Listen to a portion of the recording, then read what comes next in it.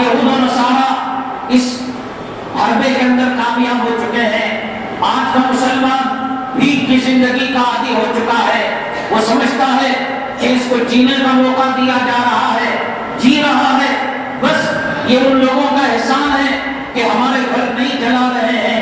یہ ان لوگوں کا احسان ہے کہ ساؤتھ انڈیا کے اندر مسلمان محفوظ ہے, ماں اور بہنوں کی عزت و آبرو کو نہیں لوٹا جا رہا ہے, مدارس کا اختلاف خامہ نہیں کیا جا رہا ہے, مساجد کے مینارے نہیں کیا جا رہے ہیں, بھید بھاؤ نہیں کیا جا رہا ہے, عصبیت نہیں کی جا رہی ہے.